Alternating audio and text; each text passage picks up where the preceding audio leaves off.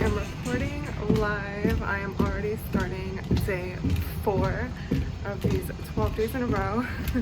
Ahorita estoy en Los Angeles. Started in San Francisco this afternoon, flew to LA, and from LA we are going to Austin, and then we lay over the next day in Puerto Vallarta, which I'm super excited about. I actually picked this up from another flight attendant who was offering dinerito.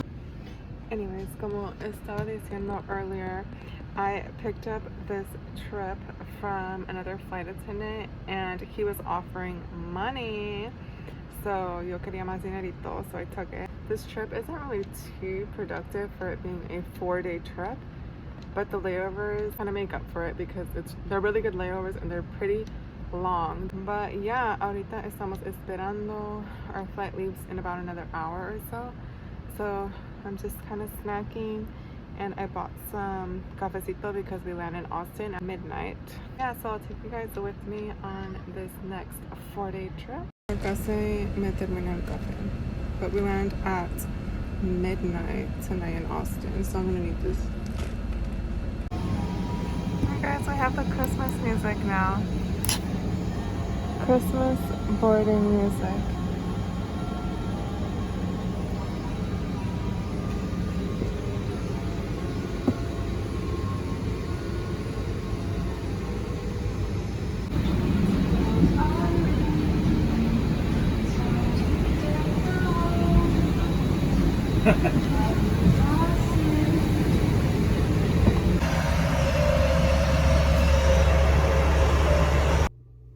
We have made it to Austin. Ahorita estoy en el baño. I just kind of want to catch you guys up on my day. Today is actually Santo. For those of you who are Catholic or Mexicanos, you know that December 12th is el Día de la Virgen de Guadalupe. December 12th is the day of Our Lady of Guadalupe, which is who I am named after. So basically it's my saint's day. In Mexico, we celebrate kind of like a second birthday. My family never really celebrated it here in the States, but I know in Mexico it's a big deal. I do have a tia and a prima that are also named Guadalupe, and my family usually gets the mariachi. People will gift you presents, sometimes religious items, sometimes just cute little gifts. It's funny because one of the pilots knew. He told me, he was like, I feel so honored to be flying with you. I was like, as you should. Do you guys want me to contar the story of Virgen de Guadalupe? It is said that Our Lady of Guadalupe appeared in Mexico. I don't know the story exactly. Voy a sentar para ponerme más cómoda. I'm sure you guys can Google, and a lo mejor on Google you might find a more accurate story. But from what I remember being told as a little girl, my mom would always tell us different saint stories before going to bed. And I remember that I think I was like between the age of like 5 to 10, and it was something that I would always look forward to because the stories of all the different saints are very interesting. So basically it is said that La Virgen de Guadalupe appeared to a little shepherd boy que se llamaba San Juan Diego, and he lived in Mexico, and I don't remember why, but anyways, he was roaming the fields, and one day Nuestra Señora de Guadalupe appeared to him and told him that she wanted a church built for her, and to tell, I think like the pastor or something, that she wanted the church built there for her. And he was like, well, how am I gonna tell them that you were sent down here and told me que eres una iglesia? And it was in the middle of winter, and she made roses appear all over the hill, and she was like, bring them the roses and that will be enough proof for them. So he brought them the roses, and they still didn't really believe him. And so he went to the field again, and she was like, tráeles este mantel and they will believe you. And I don't know what a mantel, how you say that in English, but it's basically like a long piece of fabric. And so he went to the church and he showed them the mantel. The mantel had the image of Our Lady of Guadalupe. And when he rolled out the mantel, all of the roses fell out, and they were in shock, and they knew immediately that that was Our Lady of Guadalupe and that she wanted her church built there. And that mantel, you can see it in Mexico City. It's actually in one of the cathedrals, and I actually have gone to see it.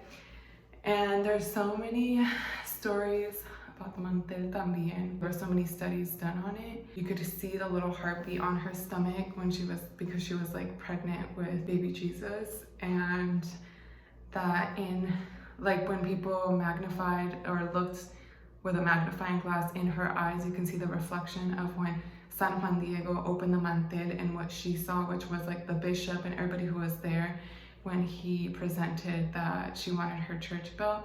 And there's like all these other things that had to do with the mantel. The temperature is like a body temperature, algo así. But yeah, I don't know how accurate that is. If you guys look it up, let me know if I messed it up. But yeah, ahorita me voy a quitar my uniform and go to sleep. See you guys tomorrow. Good night. So ahorita me voy a lavar la cara, but I forgot to tell you guys some chisme on today's flight. But I was gonna catch you guys up on today's flight, which I don't know if I really wanted to talk about, but I'll like slightly share what's going on. So I'm just gonna put my hair up. I'm just gonna wash my face and put some cremita.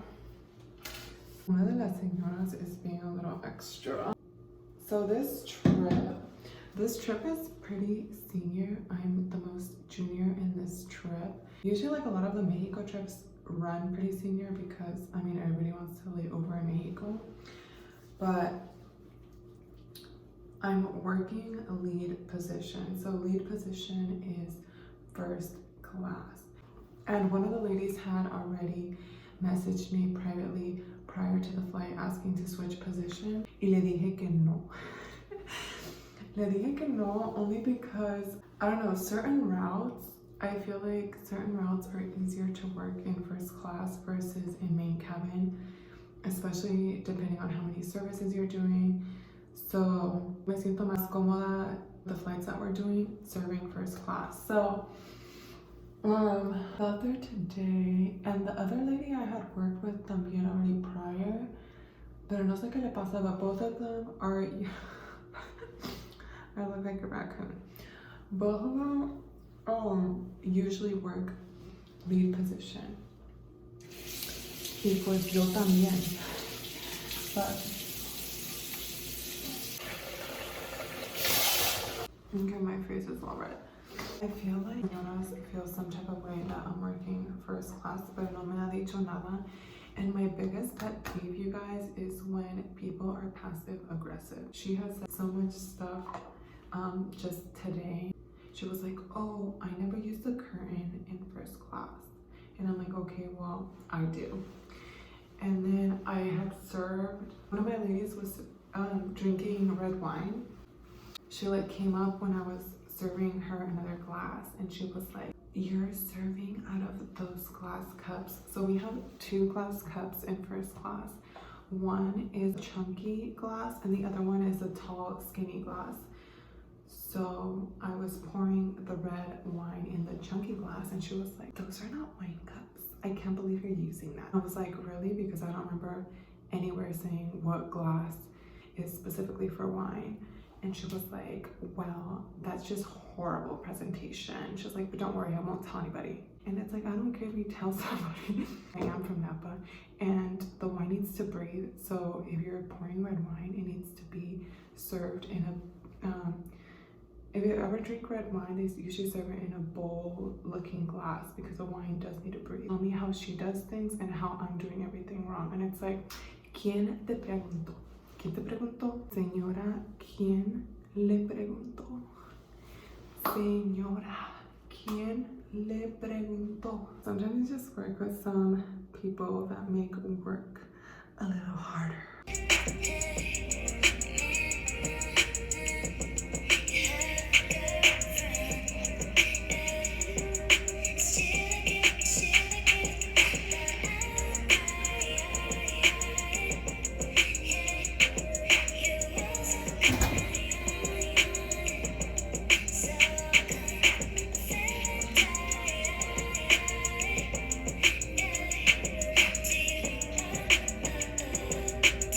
We are now day 7 of these 12 days in a row. Ahorita ya llegamos a Washington. So last night we got in pretty late and I thought that they were gonna pull me from my trip today because I fell under rest. So we have certain rules that protect the flight attendants to have enough rest to operate and to do our duties. Because we landed late last night, I fell under.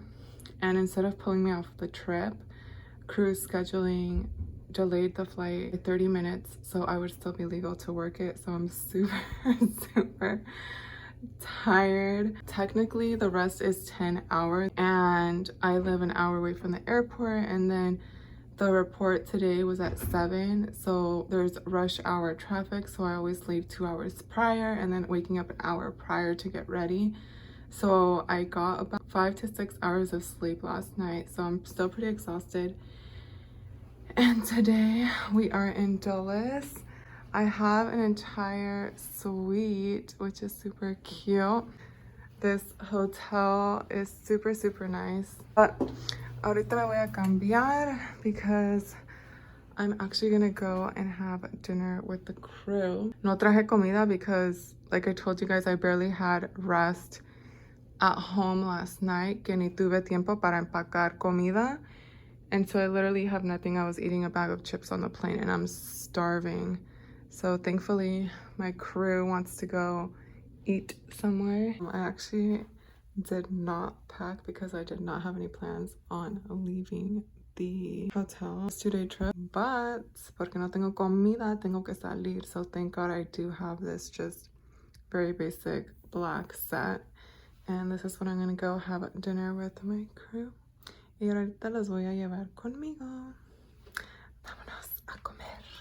The special sauce? Thank you. More better? Much better.